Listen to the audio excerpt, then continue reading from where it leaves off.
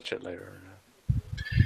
Hey, welcome everybody to Friday Night at the Crib. I'm going to post the link to the chat in case anybody would like to join. Let me know if it's not working because there's been problems for about the last 10 days trying to post Hangout chat or Hangout links to the live YouTube chat. And but everybody's welcome to come on in. We'll talk about the Winter Sog and probably get a little bit into the preliminary talk about the fall of the wall and whatever else you guys want to talk about.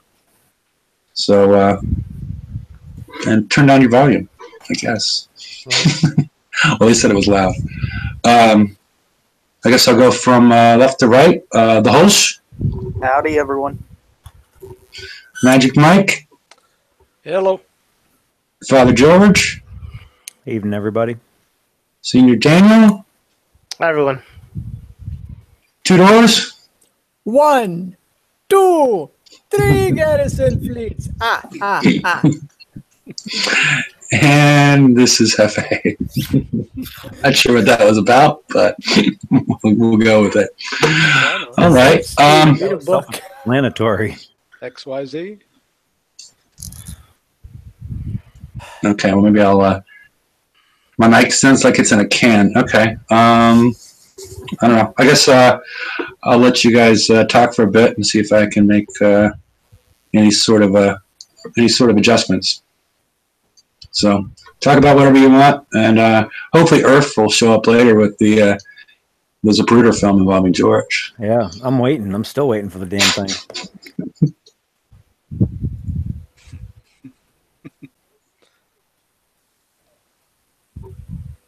Okay, so there was a state of the game, and George wrote a giant article on it, and I wasn't there, so I'm gonna start talking about it. Quick overview: the combat information centers. I like the idea. It looks like they're going to be reasonable tweaks to the fleet. I'm going to guess that it's a choice between speed or defense, maybe speed and range or defense, because that's usually what differentiates a skill versus an auto hull. Skill hull will have a bit of a longer range, but if you take a hit, it can usually be a problem. But the auto hull can just go right on through whatever and keep on trucking. But it looks like there's going to be a bit of customization. Personally, I like to drive the hunters in this raid cycle, so hopefully there'll be a CIC for something like that. You are out your damn mind. To drive it? You like driving the hunters? I mean, dude, 3 targets. Well, I didn't have charged damage. armor and everything to auto them for 20 minutes. I like to drive them too, though, because you can use the walls to reduce your damage and usually get very close to in-base repair. 3 targets. Check out. 1 coin. I mean, that was great for me. Yeah. Well, you're a lazy pirate. I am fucking lazy as hell. But it works, though. But it works. Garrison FM. There's 3 hulls. I'm kind of scared. I hope it's just going to be something like Empyrean, Icebreaker, and Monolith. And I also hope that they're released in such a way that if you don't want to... that they're not released one at a time, let's say. That they would all be released at different points throughout the year for people that are returning to be able to get up to an appropriate tech level. Because if they release the Empyrean equivalent first, I feel like a lot of people would see that immediately and be upset because the Empyrean is supposed to be kind of the worst, and to keep upgrading at that point would require entire new fleets. And hopefully that's what they're trying to avoid. Or they could fix the build times to match that, but something tells me they won't because they haven't been doing that for this year. So why would they do that going forwards? Expeditions, cool. Let's see what happens. I remember the mines when you had to go around and kill a few Drac ships and then you'd start getting res, that instance of mines. This looks like that. Sure, whatever. Lower weapon build times. That's great. It's not enough. I think every hull and armor and researchable and stuff like D2E, etc. I feel like that should be reduced in terms of time and resources. Hefe went over this on the Wednesday show. There was a gentleman who got the tier 1, the Punisher, couldn't build it because the warehouses weren't big enough, and that was a big stop in the gameplay right there. And they've admitted, even on their own, a long time ago when they took out the foundry holes, that tiers 1 through 3 were crap. And even now, tiers 4, 5, 6, and 7 are what they call the raid targets that then become the map targets. And the holes are probably what? Tier 1, 1.25, 1.5 tops that you can build in there. I don't remember. So just give it to them. Just, one of each resource, instant build, let them build up, and then go from there. I want to see one thing. I want to see him start new players at like level 20 and have like every friggin' researchable and draconian print. Just give it to them. Fucking just start them. They got to start somewhere. And yeah, like the stuff we get from salvages. Sucks. Yeah, I mean, I keep forgetting what like the tier 3 stuff is. But if you're gonna call it obsolete, just like even at 30, just like give players, here's a 60% rank thing of, what is it? It's not the Templars, but the Templar was based off of the Crusader. Like the Crusader for Siege, the whatever the tier 3 equivalent is for Assault, was it Kodiaks, and so on and so forth.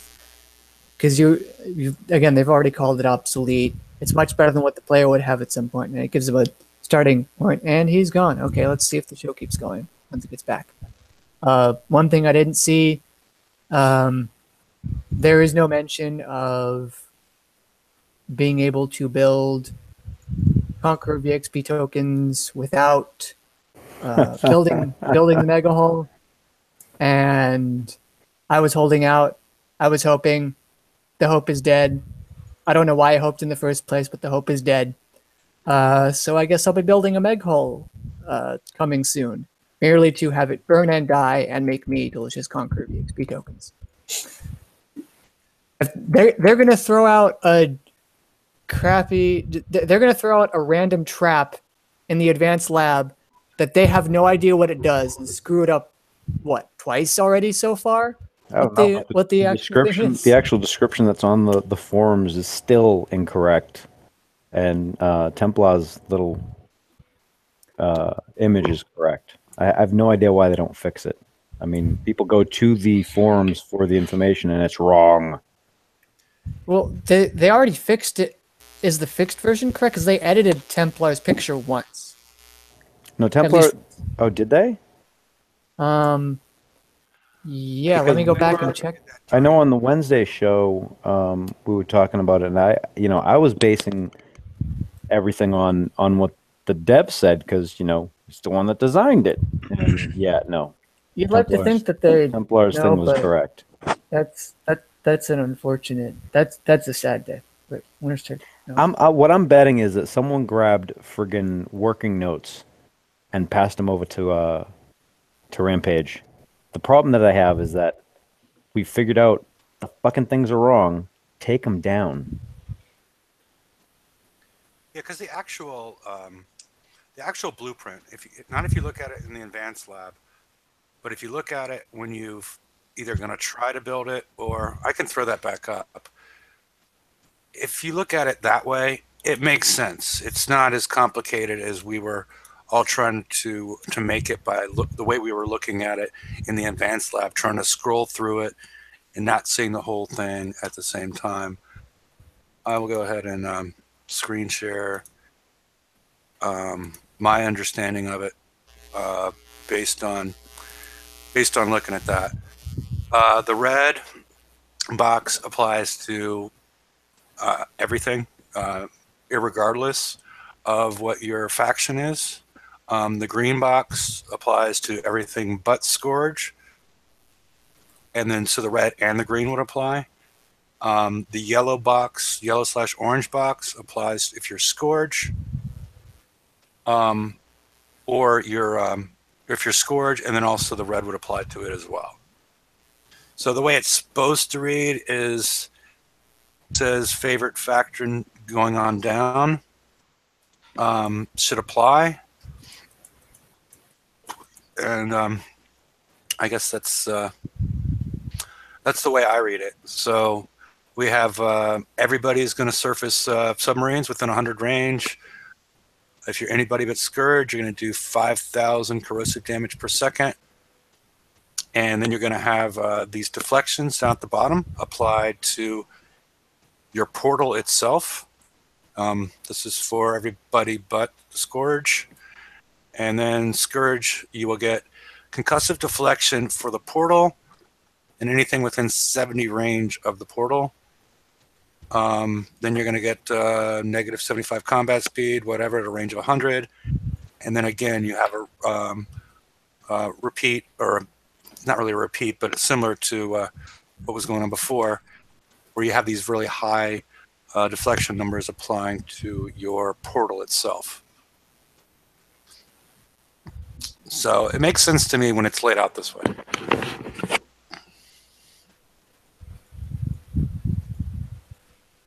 Anybody else? I'm just gonna put it in trap slot 1 in my base and just hope that it surfaces submarines. Yep. Yeah, That's its job. Yeah, we had some discussions earlier, and I think we need more testing as far as, because the assumption based on some of the things we read, that basically once it's destroyed, the red box should work, and the top 2 orange boxes should work after it's been killed in theory, and then the top green box should work. The bottom 2 boxes, which will only apply to the portal, would not work for you at that point in time because the portal's dead, so it wouldn't matter. But we haven't really, because I don't have one built, and I don't think anybody here has done enough testing, because I think the testing should go on with for if you're non-Scourge, as far as the corrosive damage, somebody trying to run a ship with no corrosive deflection through that field after it's been killed, and see what kind of damage it takes. So, all right, everybody done looking at it? Yeah.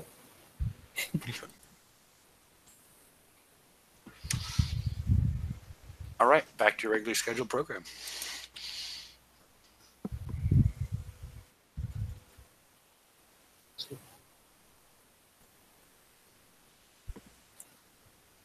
Pretty sure dead silence wasn't part of it. Yeah, no. So Yeah. I'm sorry. I'm having a little side conversation as the show's going.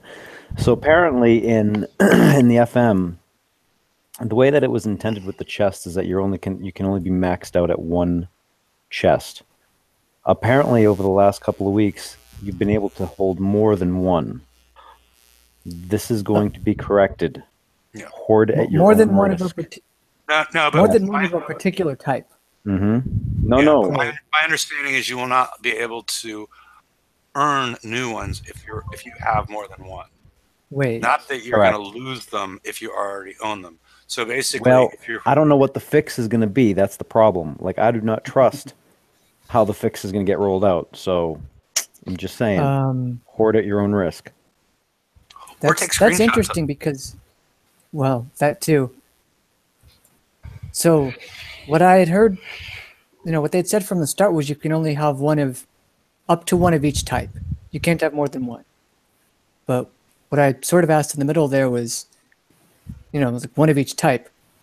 So I have a tier 4 and a tier 5 right now in holding. Yeah. Am I screwed now? I know I can't get any more tier 4 and tier 5, but am I screwed now because I have 2 total? No. It's the people that have shouldn't. like 3 tier 5s is the issue. Yeah, like that should not be. Yeah. And so those people, after the next FM that is going to occur after the raid, those people, once they earn the points, to my understanding, once they earn the points, will not be able to, once they earn their 1 point whatever million points, if they got 3 of them, or even if they have 1 of them, of one of the tier 5 chests or whatever, they will not be able to claim it. So they'll have something in there if you own. It's sort of like the way I'm assuming they're going to do it is if you also look at like tier 3 with your 1-day ship token. If you're already maxed out at 1-day ship tokens, it says over limit and will not let you claim that. So I'm assuming that they're going to do a little math that's very similar to that. But if you do have 3 or 4 of them, I don't think it's going to be the FM following. It's the way that I'm seeing this right now. It's going to come in the first update or maintenance after the store raid. But the way it said the way it was written, you will not be able to claim anymore. Yeah, you won't be able to get a new chest until the old ones have been opened. Yeah, but you won't be able to do that till the next FM starts. You can open a chest anytime you want. Well, I'm saying you won't be able to claim any more chests, as opposed to, or is it claim or redeem? Whatever. You won't be able to go into the FM and get a 4th chest or even a 2nd chest. You would have to spend them all down before you're able to claim. Right, but what I'm saying is whenever they do the update so they correct this, okay, I do not trust that everyone's going to keep all the crap that they got. They might mess it up and you'll get limited to just 1 in the update and then you've lost all that shit. That's why I'm saying hoard at your own risk. Well, that's why I said take screenshots, and that's why I was also, take screenshots or spend them. But the other thing is there's already a mechanism in there that is what I was explaining with the 1 day. Like if you have 2 1-days and then you still hadn't claimed one in the FM and you go to tier 3 and you try to claim that 1 day, it'll say you're over the limit and will not let you claim it. So there's already the code in there. There's already the mechanism to prevent people from, it just needs to be copied over. But that wasn't the point of me bringing that up. I'm just wanting people to open up the damn chest and use their tokens so they don't lose them. Because I also don't know that I would trust CS to go, well, you know what? Yeah, here you go, because you have a screenshot. They might go, well, you weren't supposed to have them anyway. Hell if I know. The craziest shit happens with CS. Yeah, crazy stuff happens, and I do recommend the safest route would be to spend them. But there's nothing in the game that tells you that. You have to go to read through the forums and whatnot to figure that out. So, I mean, I would consider it wrong for them to be taking stuff away from people permanently if it's not actually in the game. If it's, you have to go and read the updates every week and whatnot, they shouldn't be taking away stuff from people if that's how it gets communicated. I mean, maybe if they do the little 2 or 3 lines above the game for a couple of days beforehand, say spend them now or you're going to lose them. That's understandable. But having it hidden in, have it hidden in the forum somewhere, I don't find that to be. I would find that distasteful. FA, on my prize pool 3 right now, it says 1-day ship build token is at capacity. So it won't let me buy one. So I'm going to have to go in and see if I have a chest still in there. I know I have 2 1-days. No, it's not. It's not the chest. If you go to your tokens, you'll have 2 1-day build tokens already. And I do. Yes, I do. Okay. So you need to spend one in order to claim that. Right, but then I'm misunderstanding the conversation. I thought currently right now was you could have more than 1 chest in stock, like you could do the dailies. Yeah, but that's going to be fixed. Well, right. you can hold as many of the dailies as you want, as far as we know. Correct. What we're talking about is just the gold FM. Yep, I was just making a comparison, so I got the 2 separate. Yeah, so but it's also like Okay. I don't want to belabor it and confuse anybody, but I was thinking I could show the example, but maybe I can't. Yeah, it's just the chests. It's not the tokens themselves. Yeah, I got to see how many of those chests. One chest of each type. That's all. You can have 1, 2, 3, 4, 5. I thought it was always that way. Yeah, well, it's supposed to be. Okay. I never tried to get more than one. And if you're planning super hard for the raid, the Textor raid coming up, you hopefully you have two days, or if you got a 7-day, congratulations. You know, whatever bonus you got there, your two days, your 2 1 days, whatever else you have, and tier 5 and tier 4 chest in the back pocket, because you use those the 2s and 1s, 2-day 1 days, and then you open up the tier 5 and tier 4, so you'll have more tokens to build whatever this new siege hole is. We don't know that. Thank you. Yeah, because you can still, despite all the confusion that's going on, basically the rule is you can always hold one. Even after they make these changes, you can always hold one, but you can still have max tokens or close to max tokens at the same time. I'm going to bring it up again then. I'm just looking. I have a legendary chest, I have an elite chest, and I have a large Forsaken chest. I have maxed out my tokens in my stash, right, or in your token slots or whatever. Yes. And it tells me that I'm at capacity. So if I'm following the conversation, if I end up spending one of those 1 days so that I have an open slot for it, in theory, I can go into the Forsaken mission prizes and buy that chest. No, that's not a chest. That's not a chest. That's just the token. It's a token. That's a token. It's We're talking about the chests, the gold chests. Okay. I'm like totally on the left-hand with you side. No, I'm totally with you. Because in Prize Pack 3, they offer both a Zelos token and a 1-day token, and then some other, Icebreaker monolith. Those get directly transferred over to your tokens, as opposed to the chest, which will sit in your, the left-hand side until you open them up and see what's inside of them. Okay. I was equating the contents of the chest with the tokens that you already had, so it was apples and oranges. Okay, I'm with you.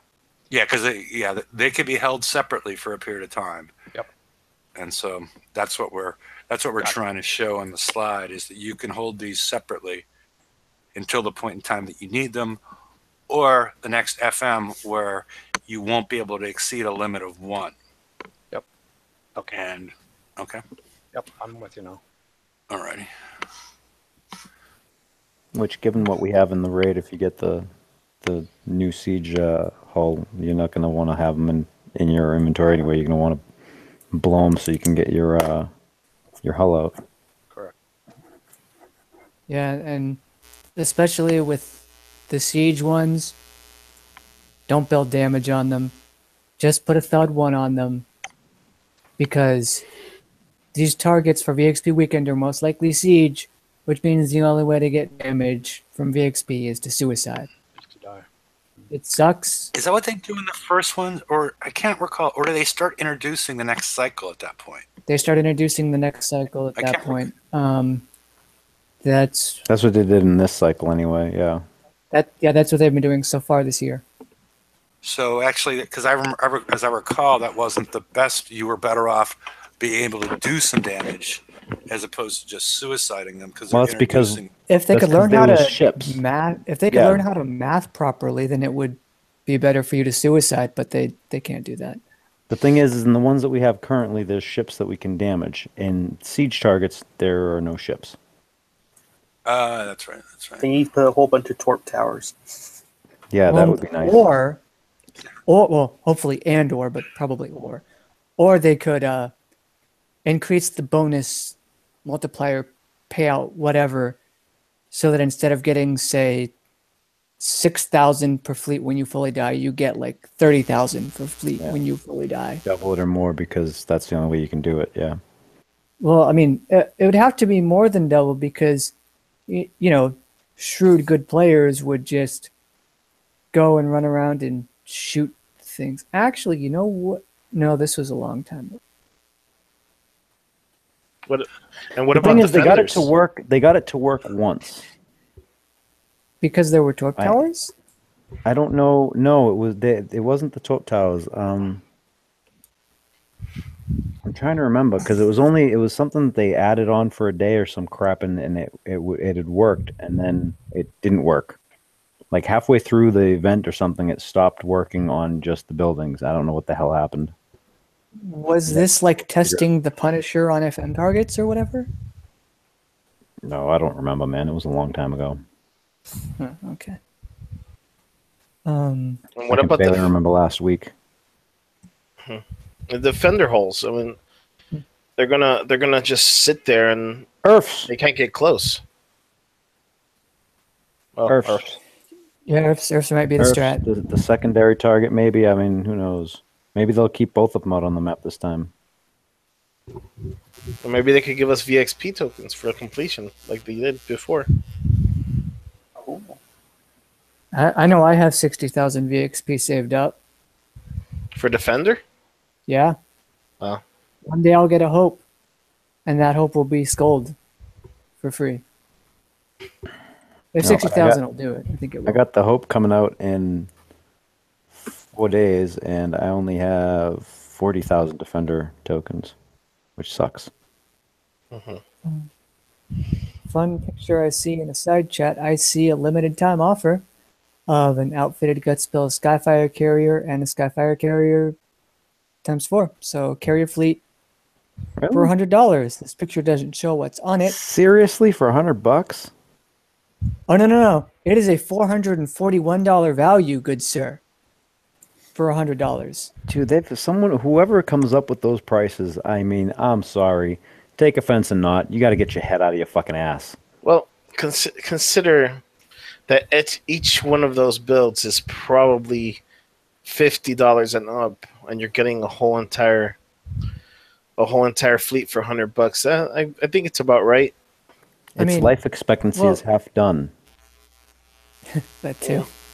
Yeah. I mean, you know what I mean? It's this is what I mean. Like if you want to have your players engaged, if you want to keep players in this game, if you want them to actually feel like they're somewhere in the game and they feel relevant in the game, don't dick around like this. Give them the shit for a reasonable price so they can actually participate in the game. If you don't have these fleets, you can't do some TLCs. You can't get shit on the map. You can't. I mean, you're screwed. You're boned because in the past year, all of the fleets and stuff have become specialized. Okay, so for each thing on the map, we have a specialized fleet or fleets, one of two, that can do them. All right. If you don't have that fleet, if you don't have any of those fleets, if you don't have a siege fleet, you're not getting base parts. You're fucked. Yeah, and it used to be that you didn't have to have the latest siege fleet to actually do it right to the target. Now you actually have to have the latest of whatever. I mean, hell, at least with some of them you can auto some targets, this and that. I don't know that I can actually auto anything on the map with my Phoenixes and not take damage. Well, I mean, the Phoenix is supposed to be the Yeah, but it's the top skill hull. I can't auto any target. I'm not saying auto the top target. I can live with autoing the top target and taking damage. I mean, that's my fucking choice to auto or not. And same with the Skyfire.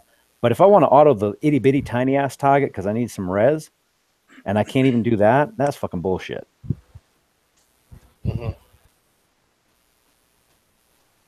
And then they want $100 for the second class hull, quote unquote second class hull, although the TLC says otherwise. I mean, until you get to the end of the TLC, and then all of a sudden you need it. Yep.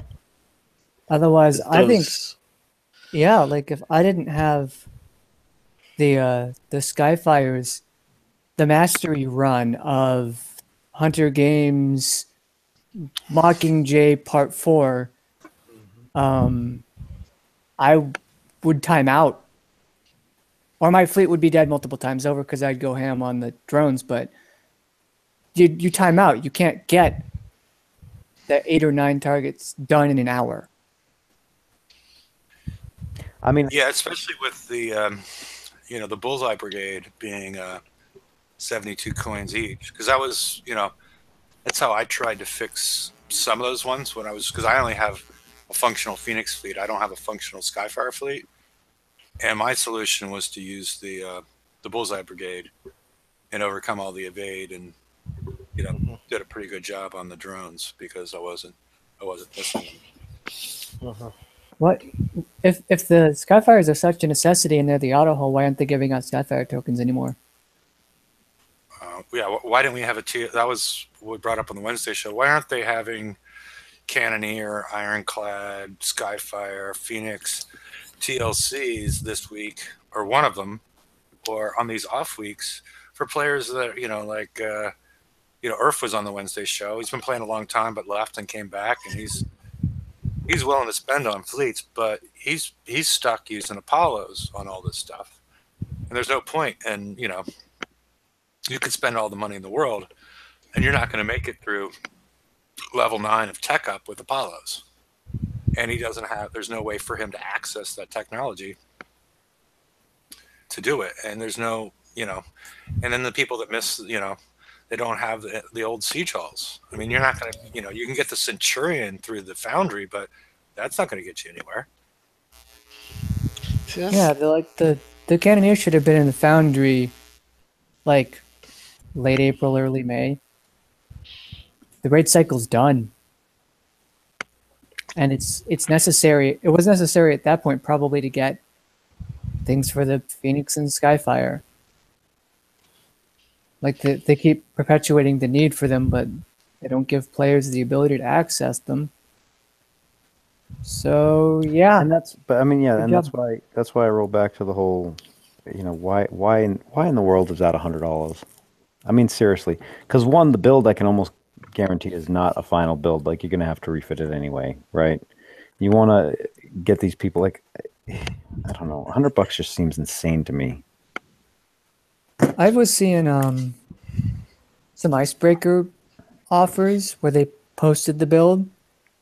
It was a 7 D100 Vs and a Trident and a pretty good suite of specials. I think there actually was the high yield warheads, the thing with the red dot that was like splash and projectile speed and building damage or whatever. And 2 of each charged. I think it was like 3 for $70 or something. That would actually be not too bad of a deal and not too bad of a build. Like the build that I saw there was actually like they're getting better. Well, I would hope. I mean, after everyone's shitting on them, especially after they told us that we can't build fleets. I mean, And then remember those suggestions for the 115, the icebreaker with D100Ss. I'm still waiting to see those videos that they had referenced when the FM changed. Oh yes, that's another thing that I didn't touch on. I want to see that shit, man. I want to see him run those targets. Come on. Yeah, good luck, guys. We had that poll going. I don't know if they time stamped it so it disappeared, or because I remember seeing quite a few votes on it. I forgot about that. Yeah, Mary posted a poll for us about those videos. And, I forgot to mention the state of the game. They're changing the FM 3 times a year. Now the thing is, realistically, they also had to change the entire functionality of the monolith, their top of the line hull, in order to get it into anything resembling a working order in the new targets. But assuming there are no more massive changes to fleet strategies and composition during the garrison cycle of the year, if you remember the 113 before everything became the 115 with the stupid missiles and everything else, that 113, if that 113 changed to this current 115, you really think that would have been so bad? Because I don't think it would have been too bad. There were more rockets on there, but most builds had Tridents, and there were arc missiles. Might have had to tune down, but the moving ships changed from coming off the map in certain areas to the UAV carriers. They required a high volume of countermeasures that you already had on your ship. I don't feel like you'd have had to change very much to get from the 113s to the current 115s. The problem is they had no idea what a garrison target was supposed to be and screwed it all up in the middle. But if they get this right, if they don't screw this up, and they make the transitions that smooth, I don't think the transitions would be necessarily too bad. If they just change the placement of some things or add a thing or more, then it might actually be okay for them to change the FM. And everyone will complain once the FM is changed, but they won't actually try to go out and hit a target. They'll just sit there and bitch because we're the internet and that's what we do. Well, I mean, the way that it sounded, it sounded like they were just going to tweak the FM towards the next new hull build, so that way you could still use your old one. It just wouldn't be as efficient. Blah blah blah blah blah. The catch is the FM changes are offset from the raid one, but we now, because we're going to the 4-month raid cycle, we don't know when the hell the escalation stuff comes out. We don't know what is going to be going on with our shipyards. I mean, like, I'm glad that they came up with the state of the game and at least said something to the community, but shit, man, we need more information, because this is just, it's got everybody up in a tizzy. Yeah, because they needed to change it, tweak a few words, and I think they needed to have more as far as like to build a better fleet, as opposed to, because a lot of people are assuming that they need to build a brand new fleet every 4 months. They needed to have some more words like that, not necessarily more specifics, but the idea that you're adding an additional part on, because I assume that's what they're going to do, or because it's, you know, because they promised that everything, all these PvE hulls are going to have a 1-year life cycle. Well, and they're going to change it. They didn't say that. That's not exactly what they said. This was back. You're talking about the last time? Or are you talking about this? When whole class was first introduced, that was the point of it. Yeah. Okay, yes, that yes. But the way that they explained it in the state of the game, I'm kind of worried, because they're like, they wanted the hulls to be viable throughout the year, yet they're going to release them one at a time quarterly, and I mean, hell, March, July, and October instead of November. I don't know why in the hell that hasn't been fixed. But they need a calendar, and how to use its and its. Yeah, I was about to say, someone explain to him what the difference is between its and its. But I mean, you know, and how is it? It says, hold on, where is this? Because okay, thanks to CICs, we expect smart players to find a way to mix and match their battle bridges to create surprising garrison hybrid fleets. Since we are committed to all garrison T7 hulls being viable throughout the year, this is an expected outcome of this new cycle. Now the problem is the T7s are supposed to be viable for the whole year, but you're not releasing them until when? I mean, I would assume that we're going to see one, you know, within the next month or two, probably two, right? Like January, February, because it's going to start in March. Is that what they said? Yeah, March. Where the hell did it go? March, July, and October. So I'm having to build my siege fleet while I build my garrison fleet for the FM in March? That's what I'm worried about. Like, I don't know how this is going to actually all plan and pan out. Like, do Kixeye own a calendar? I don't know. It's on their computers. I mean, the thing is the problem is that the way that this was written, I can come at this from so many different perspectives and take so many different ways of looking at it out and go, okay, well, it could mean this, and you know, that's not a problem, or it could mean this, and well, shit, I'm fucked, right? I mean, I just didn't. I disliked the way that this was done, just because it leaves too much out there that the community needs to know that's not in here. And we don't even. Yeah, and it wouldn't be a problem unless we had the snafu with the last 115, because that's the real problem here. That's the crux of it, because we would normally, if things went smoothly and they didn't do that 115 with the rhinos in it, that was just running everybody over, it'd be like, okay, they think things through. I mean, there's been other things in the past. You know but what? that's the most recent. That's the most recent one. If they had done transitional a transitional time though, I bet you they could have gotten away with that first 115. The biggest problem is that they went, no, nothing, no word, no warning, no nothing. Surprise, motherfuckers! And oh shit, I mean that was bad. If the garrison's going to change, if the garrison's going to change in March, does that mean we're going to get the targets starting in mid-February without warning? I see. I don't know. That's the thing is last time the last time they changed the garrison to the FM, we got new FM targets halfway through the fucking raid instead of exactly after the raid. That's what I was referencing. But my other problem is the types of FM fleets are so inherently different. You have tank and backline, which I guess is now just drive them all together like our current siege fleet. Can I actually make a point right here? Because I was thinking about this. I'm fucking pissed because way back during this fucking raid, that garrison raid, when the damn gridiron came out and they fucking didn't like the fact that I was stacking the fleet and driving and all that shit. And 2 days before the fucking raid, they changed the gridiron so you couldn't pull it off like that. And now all of a sudden, hey, guess what? We want you guys to stack in the fucking FM. What the fuck, guys? Come on. Anyway, sorry. Go ahead. That's all. I just needed to get that out. I was pissed. I realized that the other day. I was like, motherfuckers, they fucking cock blocked me on that shit during the raid, and then all of a sudden, surprise, you can do it again. That's what we want you to do. We've changed our minds. Just never with the gridiron. They have condemned that to its own special hell. But it was actually different people in charge at different times.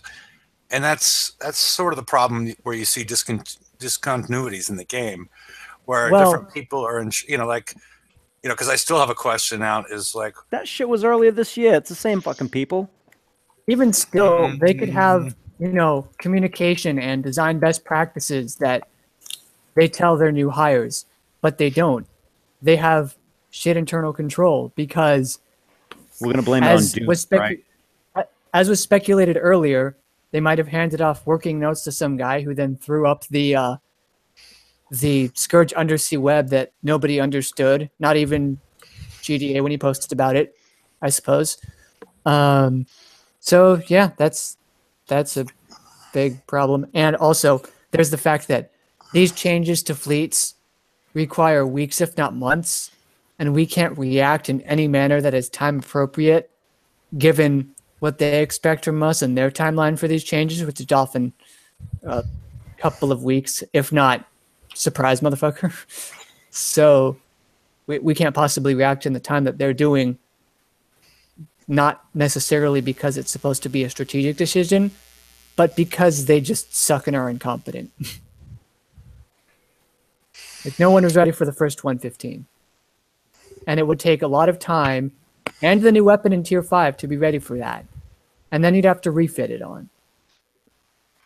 And I mean, here's the thing with the 115 too, right? Like I was specifically told that they wanted to tune it so that you did not need the 2 tanks, because when they had the closed server to change the 115s, that's what I did. That was the first thing that I did, because I had already started my second Zealous because of the damn missiles, right? And I just finished it and ran it out there, and I'm like, oh, cool. And one of the devs was like, no, we don't want people to have to do that. I'm like, oh, fucking guess what? What you just gave us, you gotta. And I mean, you can do it with one. I mean, I've done it. You can do it with one, but it's fuck driving. I can do it. I can do it with one tank and take about 20-30 minutes of damage on a 115. Get good. I think that's fine. Oh, how much damage? What? I didn't hear you. Okay. I guess theoretically, depending on how well or poorly I drive, about 20-ish minutes or so. Okay. Yeah, I've run a Zelos and a Gridiron, and I've started building a second Zelos. So, I mean, and then, I'm not taking that much damage. I'm usually either instant repair on the map, or instant repair on the base for just running through a 115. And Yeah, fuck it. I'm just running 2 and not giving a shit. Yeah, if they're because offering we have generalist, tons of tokens. yeah, if they're offering Well, not the generalist, generalist. Hmm? No. Oh, What I'm second. saying, Brian, for somebody in your situation, don't you have a shitload of gridiron tokens? I don't give a shit. Okay, what I'm saying is you could do it for instant repair as opposed to waiting for 20 minutes because you probably have 20 some days of gridiron. Oh no, Monolith I'm token. building a second Zealous. Like they're giving me Zealous tokens, I'm using them. I'm converting everybody to a lazy pirate, okay? If they No, but if they what I'm give saying me is you could do if the they other give me one general, instantly Oh. for gold. And until the Zealous is finished being built, you can just use your gridiron ones and change that over and make the gridiron and the Zealous work together and do it for free because you're in that situation where you have a ton of those tokens as opposed to getting 20 minutes of damage per until you get the Zealous ranked and finished and whatnot, because this is like an check and instant. see how many grid tokens I have. I understand it, and I suppose I could. I guess more I'm waiting for generalist VXP because it's a stupid mental block, but the hate for Gridiron's monolith is so real that I forgot it existed. Yeah, it's actually, if you forget the little orange thing, which they need to get rid of behind it because it serves no purpose at this point, except for I don't know. I use it once I get inside just for fun, once I get inside the 115. But if you forget about that, it's actually it's a pretty good damage taking tank. It's better than the Zealous as far as with its deflection and resistances and whatnot. It takes less damage than the Zealous when they're all stacked, and you can put you can put your antis on there in addition to the Zealous and do it for free. I don't if have play any. game for it. Well, balls in the sack. Okay. Ah well. Maybe during the raider. I don't have any grid mono tokens, but it's fine. You don't? Really, I'll probably just. Did we ever find out what the splash radius is of the damn mines? I want to find If out anybody- the hitbox of the damn mines. If but that's anybody beside the point. actually, no, I don't give a crap about that. I plan on running right into the motherfuckers. I just need the splash radius. So if anybody watching has figured out what the damn splash radius is of the damn mines in the FM, let me know because I want to troll Kixeye. Okay. So the point I was trying to make 15 minutes ago, and then George got on a rant and we all got confused, was the tank and backline it's different from rockets. The range is so different, and they've already put turrets in place so that if you use rockets, you'll need to be smart in your target selection, and you'll take tons of damage. I don't know necessarily how they're going to tweak things so much for different ranges to make one thing viable. And then, I guess they could massively up the damage on a couple of really short range turrets. Like they give you the icebreaker first, and then when the monolith comes out and it's got 10 more range because you've got a spotter tank, they could up the turrets. But then you're kind of just pissing off all the icebreaker owners, and that's bad.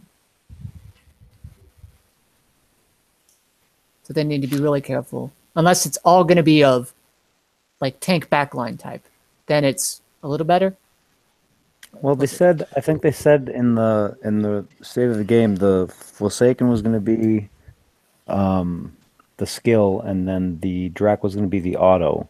And there's three hulls, so I'm assuming that it's going to be tank and backline. The tank will be a generalist. The backline will be regular, mortar chucker, and then the Drac one was going to be some sort of blitz shit again. I mean, that's just an assumption on my part completely. Yeah, and how much of this is introducing these new ships right now? Part because they realized is a reaction to the fact they don't know how to fix what's going on with the Zealous.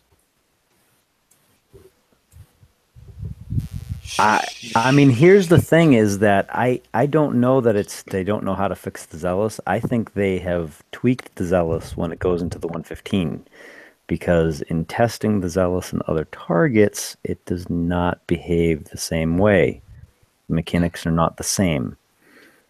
So I think that they did something so that the 115 didn't hurt as much, which in that case, I don't know why they didn't just tune the 115 down a little bit. I don't know. Yeah, but it also works in the FM targets. I mean, not the FM targets, the more recent TLCs. So the change was made. It wasn't. I don't think it was just made for the 115. I think it was made prior to that. And I don't know that they know. Maybe they know what they did. Which one are you talking about? Are you talking about the stacking? Like the call to arms you could do, but once you started doing those older, like the call to arms, it seemed to work. I'm not sure. What are you talking? I was talking about like the call to arms. You could run through it with the Zealous, and the Zealous was acting one way, and then you would you go to like those old Conqueror ones.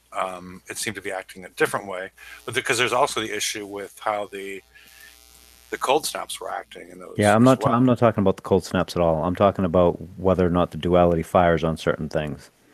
Mm-hmm. But you could use the Zealous on the TLCs, ages ago. We've used them on the Icebreaker ones. You can use them on the Mono ones, and wherever you can drive a Zealous into, you can use them, and they worked well. It's just that the old ones, you had to drive by real quick because it wouldn't shoot down all the rockets. That's all. Yep.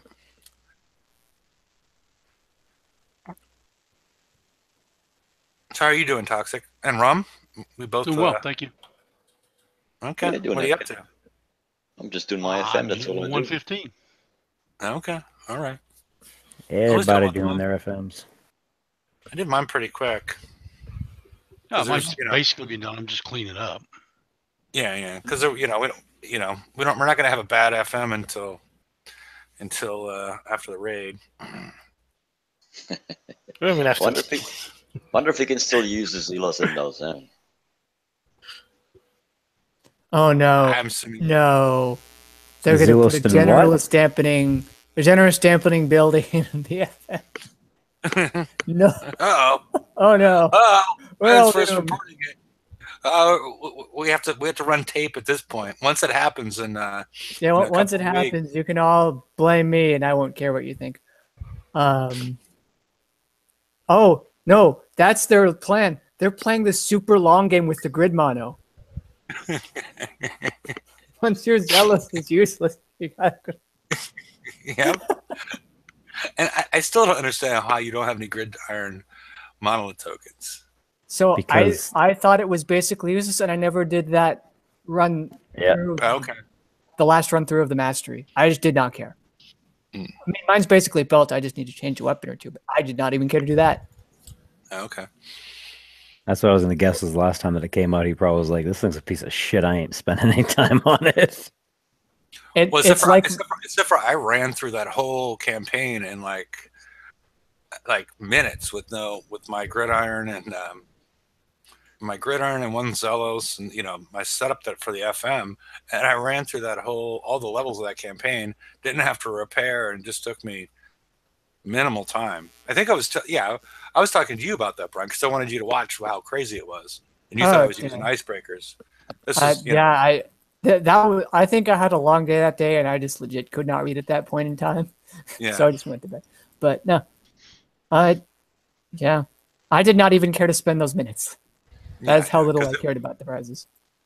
Yeah, because it's crazy how a good FM fleet will just run through both the call to arms. The monolith was one Zealous and a gridiron monolith. Just tears it up. So, but I'm not sure how. Well, maybe we'll see another one, but I don't know what the point is of those call to arms now that we have all those tokens available in the FM. And it seems like at this point, those the Icebreaker and the Monolith, since we have the tokens available in the FM, need to be relegated to the permanent campaign. Oh no! But you can get all that stuff in the FM as well. So yeah, those are those should be done. I don't think we'll ever see the call to arms again, will we? No idea. Because you can get everything in the FM, as long as you have FM stuff. As long as you got the tech. I mean, honestly, I really want to start seeing shore fleets, the TLCs come out like often, all the damn time. A couple of them every other week. I mean, you got to get these people a chance to get the hell in the game. I mean, they crammed, or they charge $100 for them. Like fuck that.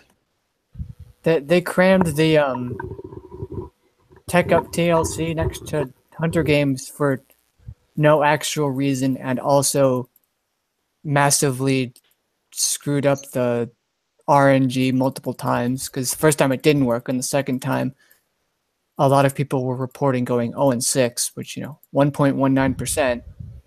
Like I did the math, and if enough people are reporting that versus the whole of players that did it, it's not random. Within the 5% confidence interval, KIXEYE is a bunch of dicks. That's my conclusion. There we go. So your conclusion is a bag of dicks.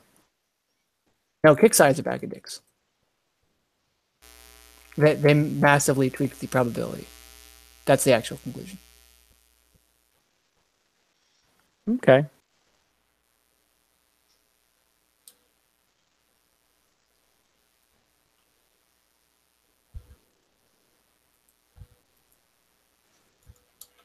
Oh, you're kidding. Does the flanged that's warhead... what killed it, really? That's what killed this show? I'm actually, hold on. I'm trying to find the damn flanged warhead in the game, because on Huggies it'll fit on anything, and I don't think that's right. Is it? No, that's the new Defender only, right? It's only Defender, right? Okay, I was gonna say, because holy crap, if I can fit that crap to anything, I'm gonna be refitting some shit right now. Hello, icebreakers! I hear you're like rockets. No shit. By the way, with the release of the Hope, I believe now you have a use for what is it called? Lockdown rockets? Well, yes, but those are always neat. But yeah, is it expanded fulmination payload? I can't just say the thing that looks like a dick, because that's not accurate enough. It's nice. Yeah, there's like a half a dozen. Like yeah, there was like 6 of them, and they all came out in that one FM. It was great. It's the thing that looks like a metal vibrator. That works. I'm glad you're that familiar with them. Yeah. Yeah, it's the one that gives 50% rocket reload, minus 5% spread, plus 75% splash. That thing. And you can retrofit it. Yep. Now it'll actually work, because I don't think you get to the reload cap, whereas with the Icebreaker, which is what that special was intended for, you get to the reload cap. If it was golden, you had 5 of them. So this actually would fit nicely on the Hope. And a lot of good specials stack well when we're talking about splash. Well, brings to mind a question that I don't know if anybody's going to be willing to talk about or not, because of our predilection for not talking about these things. Has anybody come up with a good build for the Hope for those that weren't able to get the flanged special?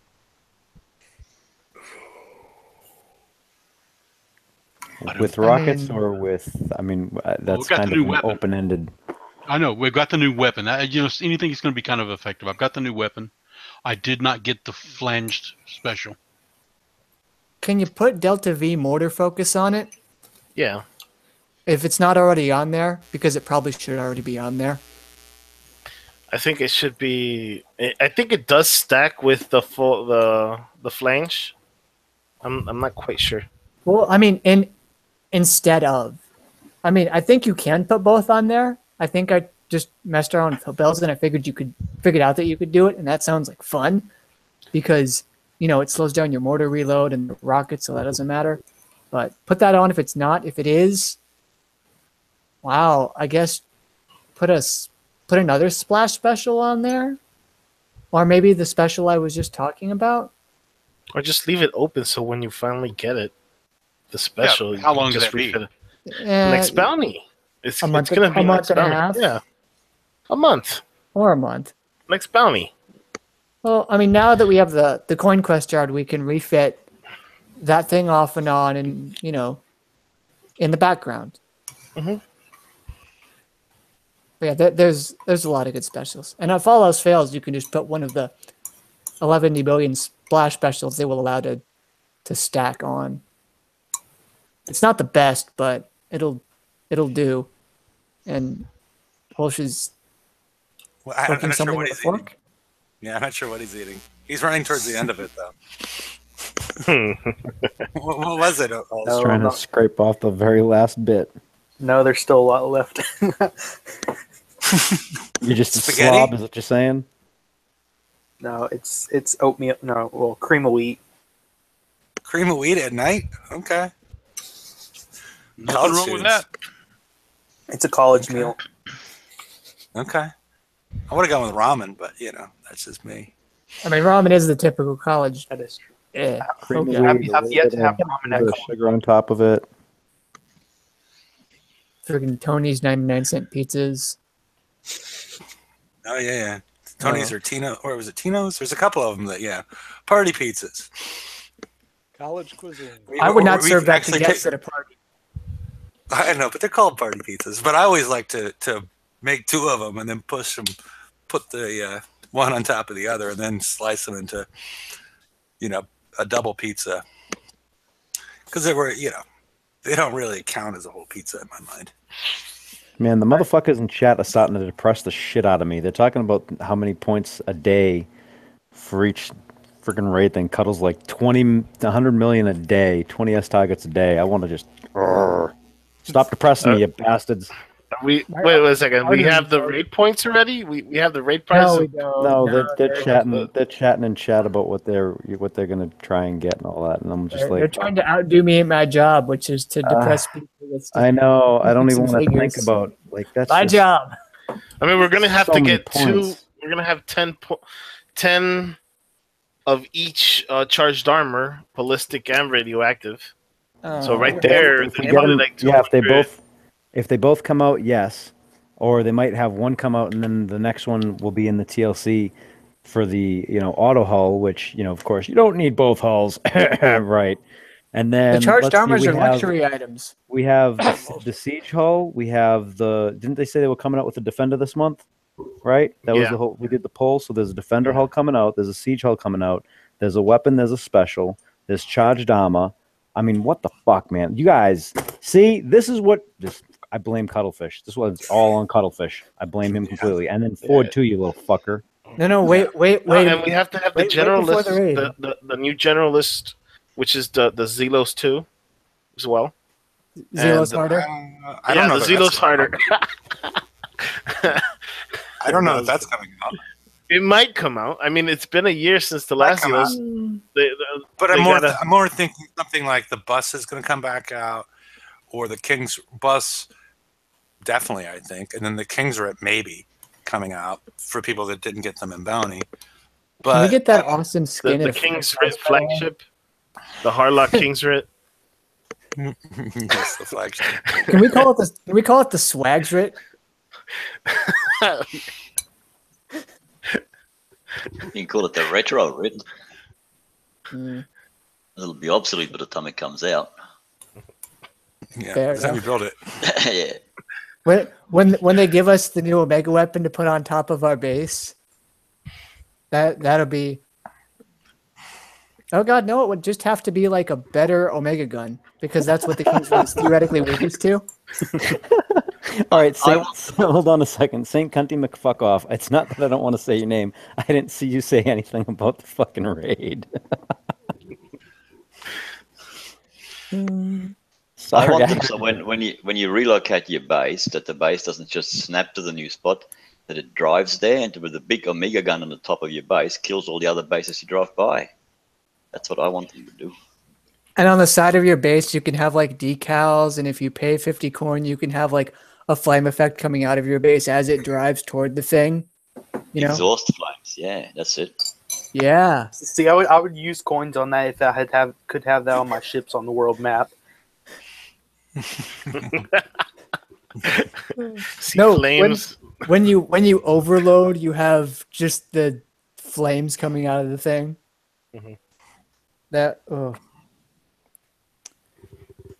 I want Yeah. when I put a Wharf Rats on my crew, the Wharf Rats crew on my fleet. When I go across the map, I want to see flames shooting out my fucking exhaust. How's that? No, it has to be Lucky Bastards. Is it Lucky Bastards that make you go fast across the map? I thought it was the Wrecking Crew. I I mean, not Wrecking No, Crew. it is. The fucking The Wharf Wharf Rats. Rats is correct. The Wharf I was Rats. just trolling. Oh, okay. I mean, yeah, shit. Apparently, They can at least put some fun shit. This is what I meant. Like, some fun stuff in the game would be nice. Just saying. Oh, they fun. used to have stuff like not that. not coin and profit derived and all that other shit. Just put something fun in the fucking game, for God's sakes. They used to have stuff Gun like boat. that with like Gun the Sea Scorpion, where you had, if you put armor on it, it was different colors and all this other stuff. Yeah, They but promised sharks you with didn't lasers really want- years ago. Sharks That- with that lasers, was- yeah. That was the Yeah. one where if you put your ballistic armor on, it'll turn green or orange, and if you put Yeah. Supposed missile to armor on, turn it'll turn pink or blue or something. whatever it was. Yeah, Yeah. The Yeah. pink sea serpents. that's I it. mean, all right. whatever the hell it was. Let me know. What was That's the name not of that it. ship? Sea Sea scorpion. scorpions. That's Scorpion. what it was. Yeah, pink sea scorpions. No, Yeah. that was. Well, I There want was to another ship that was exactly the same way, but I don't remember the name of it right now. It was two ships that it was the Sea Scorpion and something else. I think the original Dread did it too. Oh yeah, it was the original Tread. No. Yeah. All mine are rock. No. When in the original Dread, back when that was happening in the game, the original Dread, you could get it. I can't remember what color it was, but you can get it to change color. I remember when they originally released the HHA for the first 2 weeks, it was psychedelic and would flash. That's right. Holy shit. That only lasted for like 2 weeks, and then they changed it over. I don't even know if it was Big 2 orange. weeks. I thought they fixed it within the week, right? I was, I had one, but yeah, it didn't last for long. It was a week or two. This was, That was 6 years hilarious. ago. Yeah. Holy shit. Yeah, because I had one. completely forgot about that crap. Yeah, that one was crazy. It was hard to look at, but yeah, it was amusing. Because there's no other. We never see anything like that in the game, where it's just like it looks like some sort of Pink Floyd retro show at some sort of arena, but it was just constantly just changing colors and changing all sorts of things. I'm not finding the April Fool's tournament, the gunboat. I'm not finding that in Huggies, and I'm sad because I wanted to see how viable it would be in this day and age. That's funny. The Golden Gunboat. Yeah. Well, the Golden Gunboat was the prize, but yeah. Well, yeah, like the actual things that we used to fight. I'm sad I missed that. Those. It was fun times. Yes, eventually a meta developed as gamers gonna game, but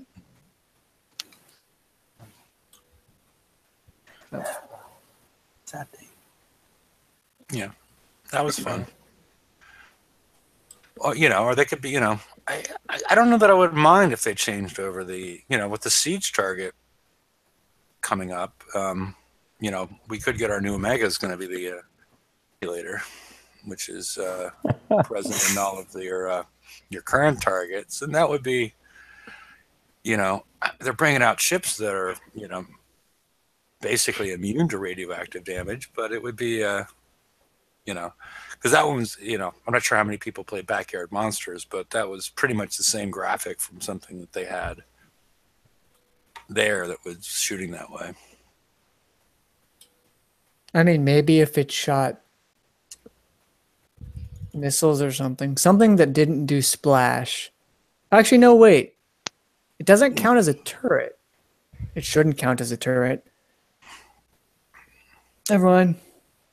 Yeah, did anybody see that that post that got sent up by Laredo regarding the fact that the siege batteries were acting different as far as missile defense than Yeah, I got frontline countermeasures and yep. garrison battery? The guy that posted that in in the forum, someone I guess told them to contact me, and I actually had sent that in about the same time or a little bit earlier than Laredo, but I haven't heard anything back about that yet. And it's, to me, that's an easy test. Throw it on the test server, run it through a couple of things, and I don't know. I heard back from one of them today saying that it was getting passed up, but that's all I heard. Yeah, and the problem with the communication that we're getting currently is even if that was fixed, we'll never know. We'll never know. Because they're not even taking credit on some of the stuff that they're doing that's good, because they're like, "Oh, dude, didn't you see? Right now, what was the release notes? Bug fixes and tuning. Bug fixes were done. What? Yeah, everything was done in hot fixes. It's fine. Yeah. Nothing to worry about. Happen. But I found it cool that if you go to the info button, to everything except for the DRAC bases, all the PvE targets now show the resources, how much resource you're getting from each of them. Really? That wasn't. Yeah. Go look around. Everything but the DRAC bases. Oh yeah, that's neat. Sweet. Oh, that is cool as shit. Yeah, but they didn't take credit for that. I mean, because if you look at some of them, you'll start to see like, oh, wow, okay, the 103 Scourge gives out 28 each. But if you go to the low levels, because what's happening here, the more prizes you get as far as your secondary resource, the less of the primary resources that you're getting. And so it's at least with the titanium targets, all of them, titanium, uranium, and base parts. The lower levels put out a ton of resources, but not much as far as your secondary resource. But the high level, ones give away pretty much nothing. And in regards to your metal, oil, energy, that kind of stuff. So it's sort of interesting, but I thought they would bring it up because I thought it was an improvement. Yeah, you would think. Although I just did notice that the regular cargo gives you uranium now. I guess they decided to just run with that bug. Okay. Yeah. Well, I mean, 10 uranium in this day and age. No, I mean, it's not. I don't even consider a bug at this point because lower level players, they can't but hit it was the the regular 35s or. But the regular salvage, that was a bug. The regular salvage was never supposed to have it. And I'm just saying, they just ran with it and just left it in. I was like, okay, that's cool. Yeah. But yeah, I thought it would be cool if they actually, it would have been nice if they actually mentioned it because people aren't pushing the info button on these things anymore because they didn't know anything changed. I wish they would do it for. They weren't pushing the info button on it in the first place because that means they have to click something and read. Yes, reading is a problem. But what? No pictures? No, there are pictures, but you can't necessarily tell what they are just by the pictures. I think it's the effort of clicking the button. They should put a warning under it, say some reading required. Some nothing. Yeah, there we go. Where's like that article that I wrote where it's like warning advanced math ahead and it's just a giant picture of stuff. Thank you, George, by the way. But what I do? I just remembered the DPS article that I did where it's like warning advanced math ahead in all caps and you were throwing up pictures. That was great. That was great. Oh, fun times. Yeah. I really wonder if I can pull this crap. I really want to auto this damn target. I looked through the 85 titanium gives you a little more primary resources than the 83. I know the 103 doesn't. It feels weird. I guess they had to assign a value to it, and they assigned every turret with a resource value of one of everything. But then you're like, if I need resources and base parts, I'll just hit 99s. It's half of that. It's no damage. It's pretty quick, and you fill up fast.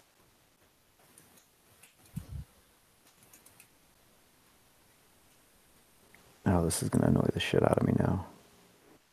What are you trying to auto? The 115. Have fun with that. Maybe if you had 5 Zeloses, Zeli? Here we go. Just if you had 5 of them and Zealous number 5. Oh, that's right. I did some.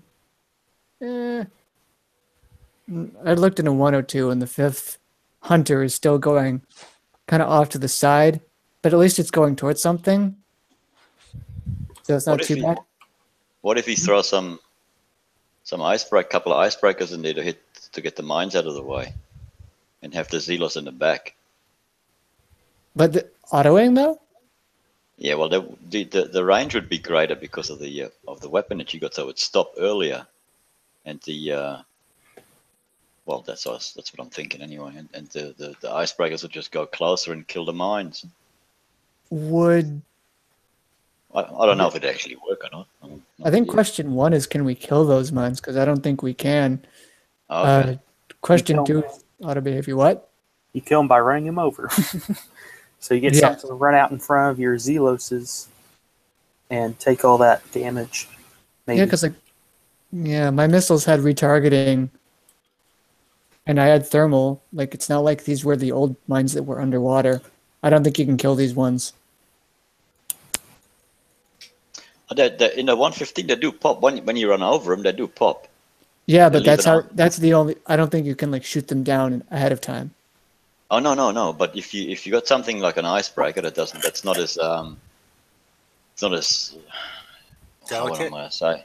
Yeah, towards the mine, you can go a bit faster, and it would stop a lot closer to the target. So it would run through the mines, and then the Zelos or whatever fleet you got behind it, with the longer range, would follow and kill it.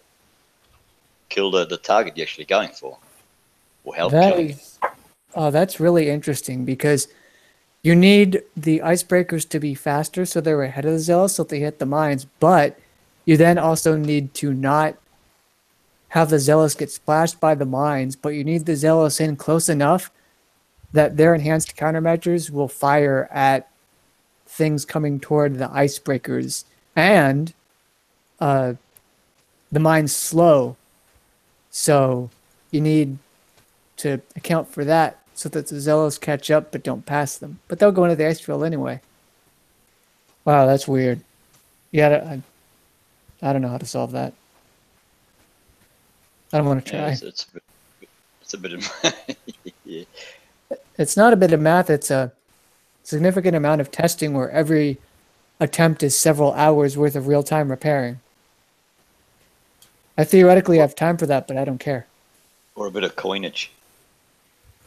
Yeah, no.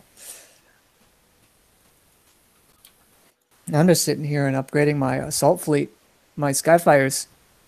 Put some charged armor on them, because apparently they're going to be needed every other week for the next months. Skyfires, you say? Yeah. Oh. Need them for tech up. You won't need them for hunter games anymore, presumably. Yeah. No, 100 games is going to run for a long time. Remember how long Call to Arms ran? Oh yeah, it runs right up till the raid. I'm just not doing hunter games anymore. No, the end of the raid. Yeah. The end of the raid? No, Call to Arms. We're talking about the next month or so.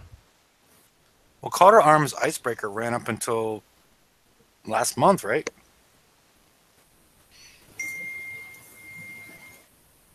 I mean, I was hitting it because I was hitting it after the changeover of the 115.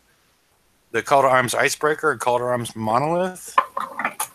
Oh no, I meant that ran for a long time. But then the other ones, like the Ironclad one and the Skyfire one, less frequent. Which I don't get it because. Well, if they gave us ability to get the Skyfire and the tokens, then why would we buy their fleet for $100 and then have to refit probably?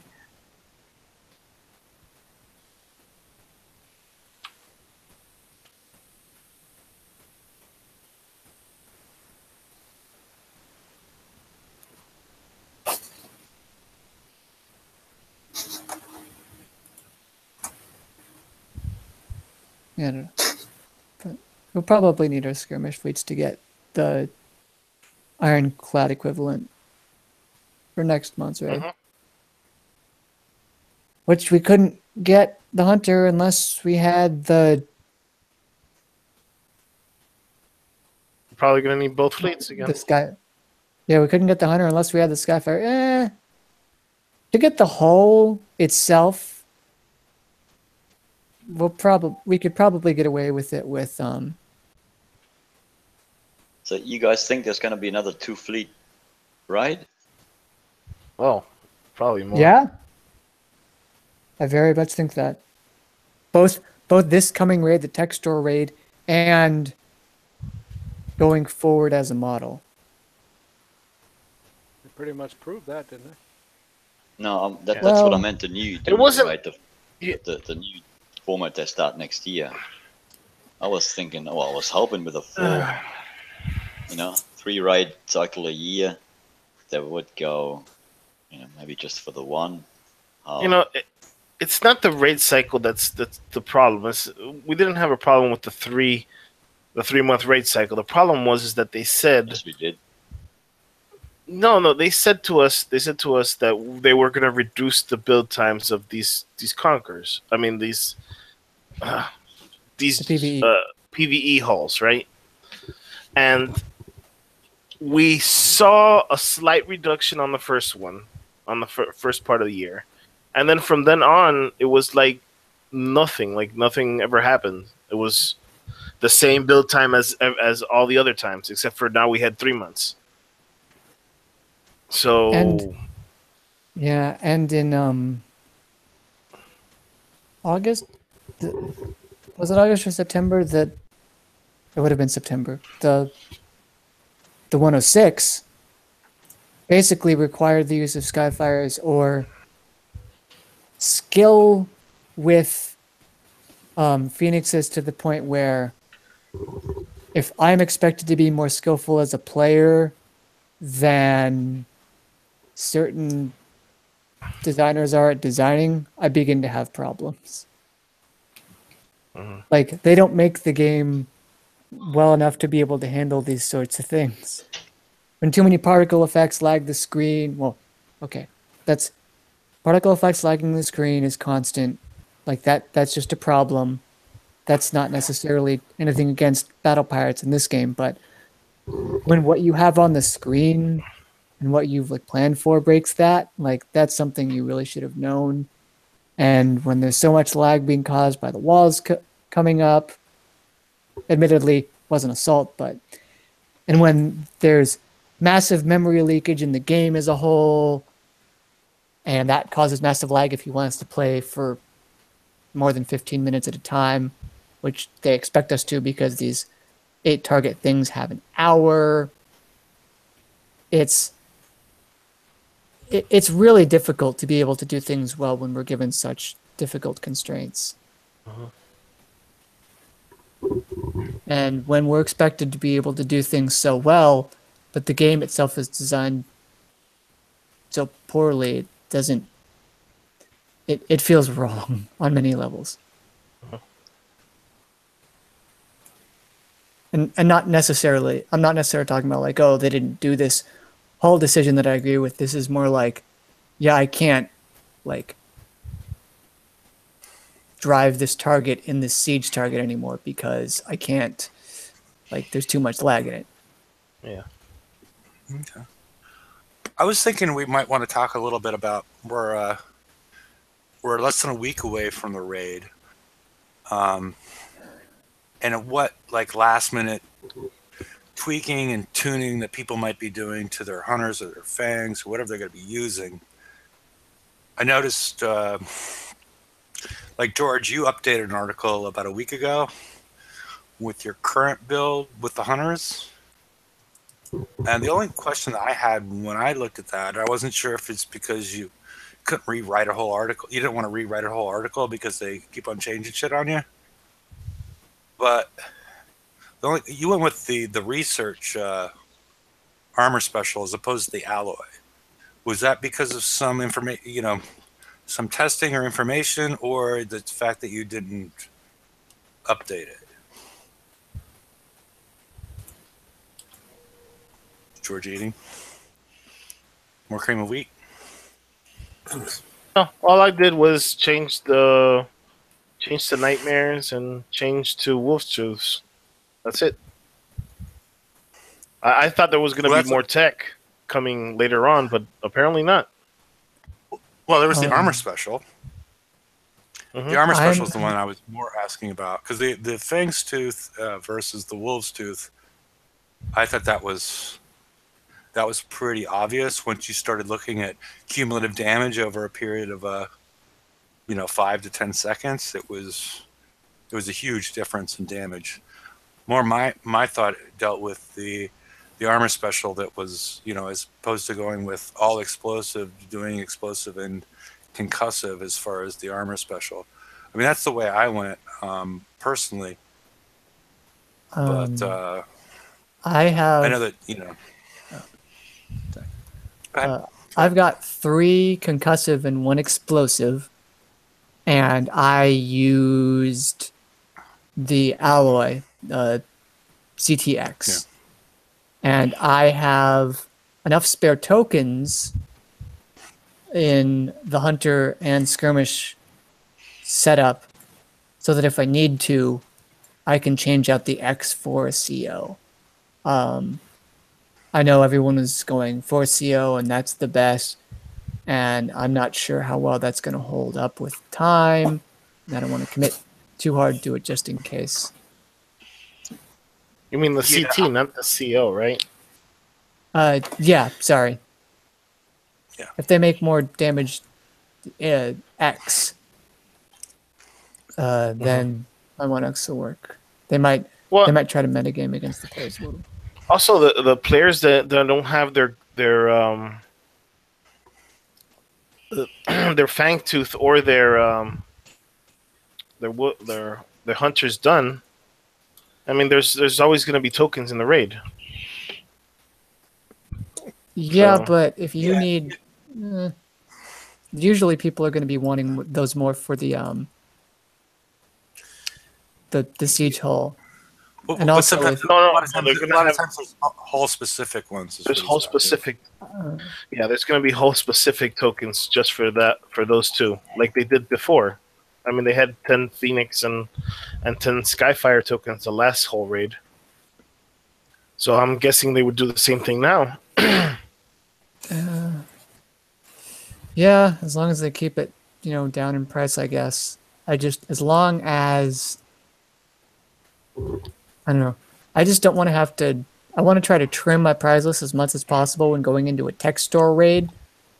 Especially this one, because again, there's 2 new charged armor types, and there's all sorts of new hulls, and we have no idea.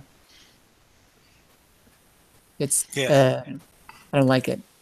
I hope they limit them to 5 in the raid and then release more in the TLC, because it's, once you put 10 out there, they're gonna start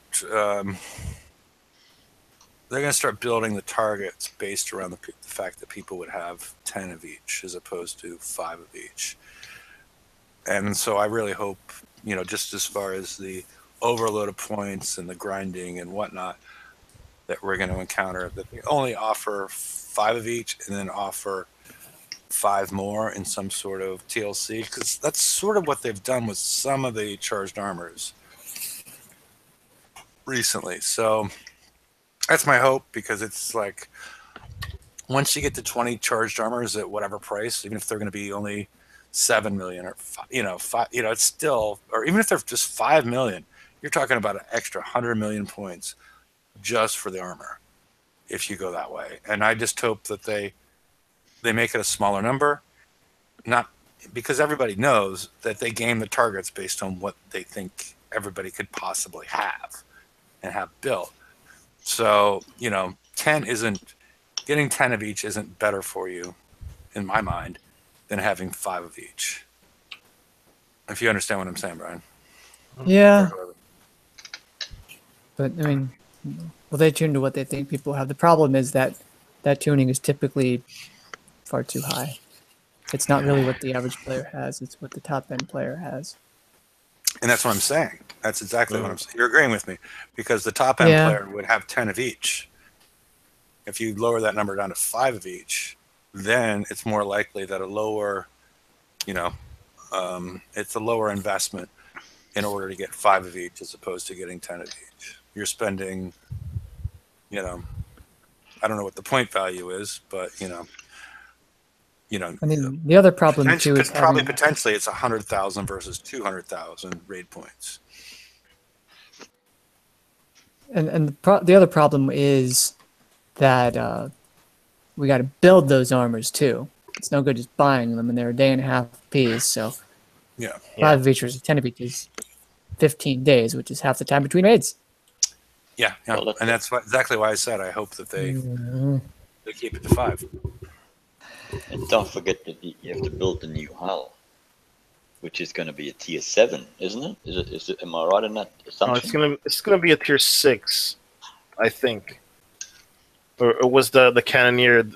I thought the Cannoneer was still tier 5. Yeah, so this will still be a tier 6. It's the I think the Garrison. No, not the Garrison. The Assault is probably going to be the tier 7.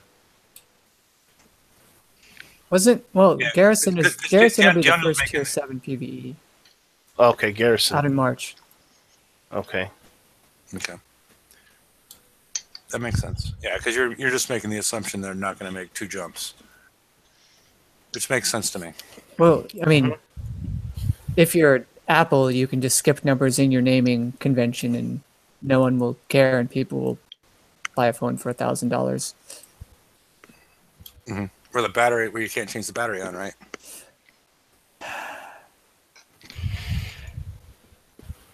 George, are you back? It sounded like you signed. No, that was me sighing. Oh, okay. Wow. You guys have similar size. I didn't realize that. Okay. Yeah, because I was curious why he was, because that was the big question I had as far as tuning, as far as why going with, because I think we went with AA or whatever on his hunters, and I was curious because I'm I don't know if there was something behind that. Or is it AA? Can't hear that. In his build, he had the research armor. Yeah. So I was just curious if there's a reason behind it. To get the corrosive, you drop almost, well, not almost half. You drop a considerable amount of explosive, right? You do, but once you start stacking the hunters, I'm going to turn your volume up a little bit, Mike. I think probably get a little closer to it. Okay. There you go. Maybe sorry. All right. Just because you also have, once you start stacking, you have a ton of splash dispersion, and the explosive is also splash. So my thought of looking at it was, okay, the explosive is always going to have splash associated with it, and we got all the splash dispersion. So the explosive, depending on how it's gamed, could always be lower, assuming that they're somewhat similar in the amount of damage that you're taking, because you have that secondary defense with the splash dispersion. Once you put 5 hunters in there, it gets way up there.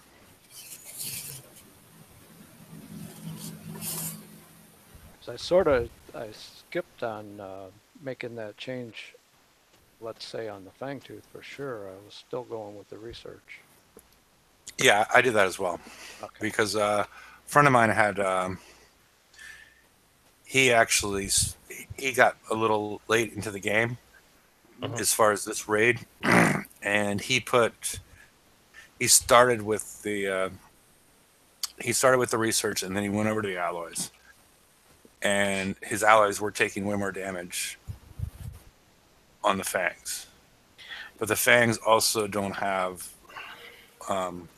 the splash dispersion that the hunters do. So that was my assumption of what was differentiating these two hulls. Yeah, but that was probably during the time where, in the beginning, they said they like, first of all, the alloy armor was bugged because it was in the retrofit lab, and second is they tuned the target later on to the alloy armor, probably.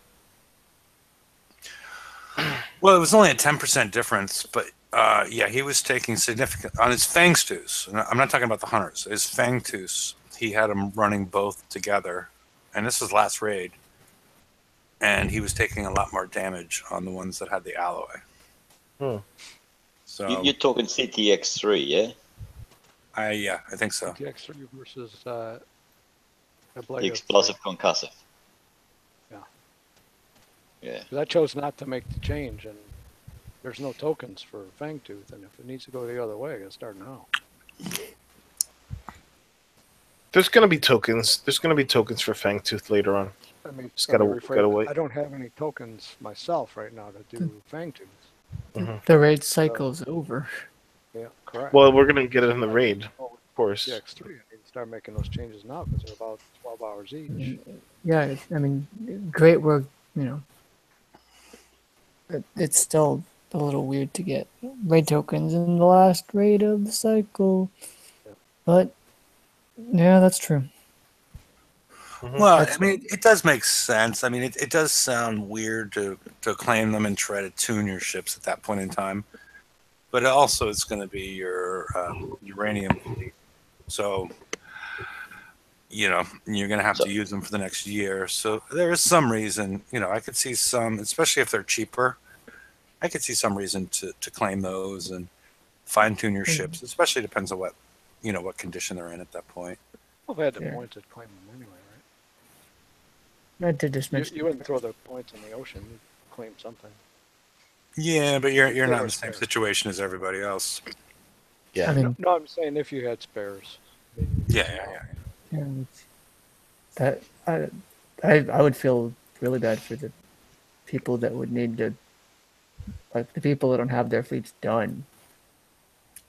Which is probably Fangtooth because we've been getting hunter tokens, well, left, right, and center depending on RNG and how well did you prepare for assault.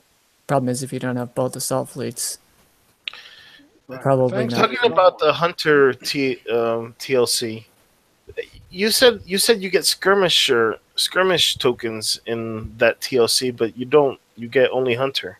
Yeah, No, not this one. Yeah, you used to. This one you used to. Yeah, this one you only get the hunter. Because the skirmish ones you could use them on the flagships for both.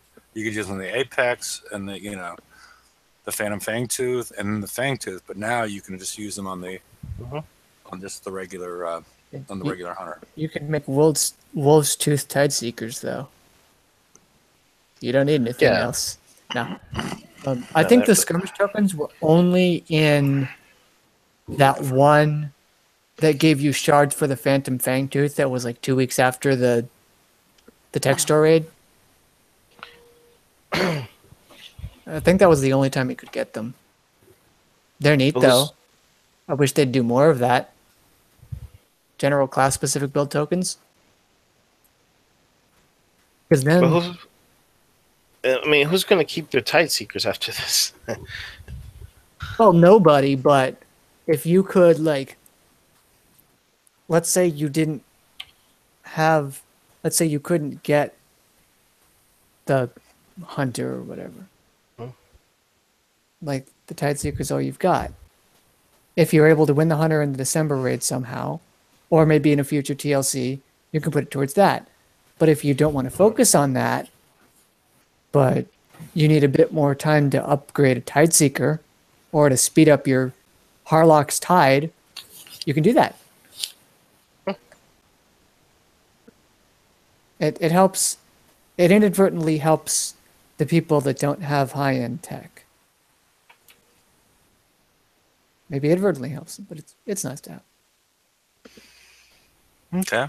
Do we have much more else before we go to the after show? Rum, you've been quiet two shows in a row, and then Toxic, you came in late. Hey, does anyone know what the prices are yet, or how many hulls we're gonna see, how many new hulls we're gonna see, how many new hulls we're gonna need? For that new Wait till Tuesday. I mean Wednesday. That's right. It's Wednesday. Okay. It's supposed to be Tuesday, but I predict it will end up being on Wednesday, which Well, is if you predict Wednesday, then I say Thursday because I'm a day ahead, so it'll be Well, then- Thursday, 10 o'clock in the morning for me. well, yeah, but the raid starts on Friday for you. A day before the day before the raid. Yeah, it does start on Friday. Yeah, Friday. I think, So depending on if where I I am. fly to Australia during finals week, I'm done sooner. You can find out what you did. Yeah, I'll find out. Yeah, you That's I how don't know time where works, in right? America you are, but it's about on the what is it? East Coast. It's 14 hours. It was 14 hours before all the clocks got changed. Yeah, I mean, It's do you actually 5:40 on extend? a Friday. So 5:40 on Friday. So whatever time that is for you right now. Okay, so if you fly to Australia and then you got Wi-Fi on the plane flying back, I mean, can you circle the world and get an extra day out of your raid? I don't actually think that's going to happen. I mean, that's how we want time to work. Yes. There's just He a had plane up 5 there circling around the international date line and charging people like all of the dollars. Yes. Yeah, you should YouTube the whole adventure of it. No, I still didn't get an extra. I didn't get an extra day out of the raid. Didn't actually work that way. Airplane I tried it, Wi-Fi. though. Airplane Wi-Fi might be better than my current connection. That's potential, especially with the what's the one that's the JetBlue? out of Dubai. Have you seen the commercials for the Etihad?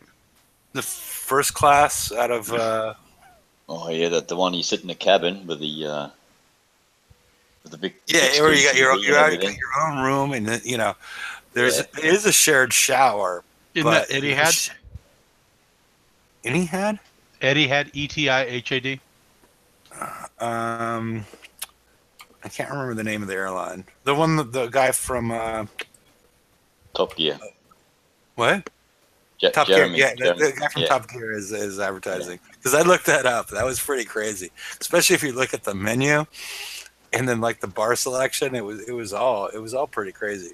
And then you got the pajamas they give you that has like moisturizer built in. It's all quite something. Yeah, but you need to sell your house to get that sort of cabin. Yeah. It was.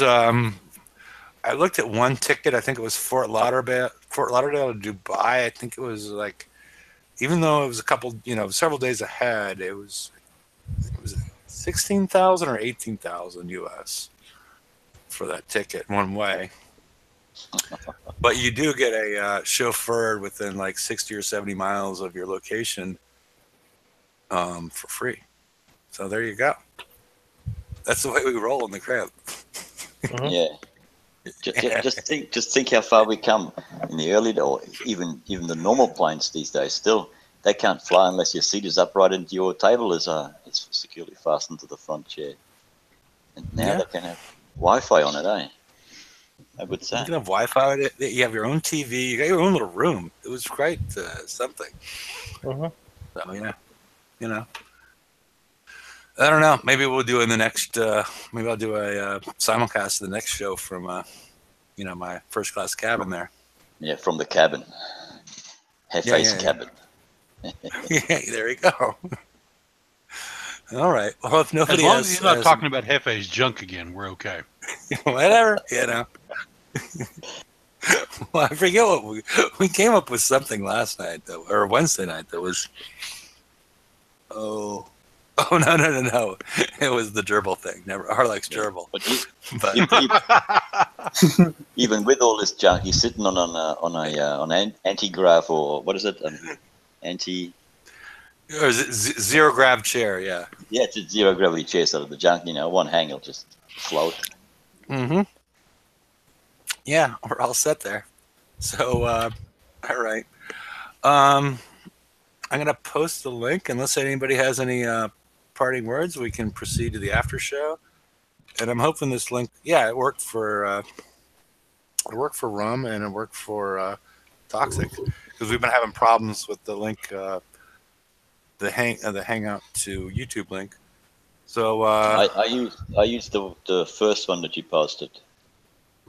I'm only posting one now. Well, it's different than what you were used to post. You were used to post from the invite, but now I just use the URL at the top. So it's somehow they changed it. So I'm not sure what's going on. And because it works differently if you send it to somebody via Facebook or otherwise, but YouTube and Hangout aren't getting along. So, alrighty. Any parting words from anybody? No. All right. No. Well, like- I will. Get good. Okay, and on the after show, Holsch is going to talk about his cream of wheat recipe. We're all going to be quite excited about that, and he might do a little webcam adventure on how he cooks it up in the microwave, and whatever else is going on. He might be pouring some sort of soda in it. We're not certain yet, but we'll see when it actually happens. So thanks everybody for showing up. We appreciate it, and I posted a link in the chat, so you're welcome to join us if you'd like. And good night. Good night, everybody. Good night, everyone. Good night.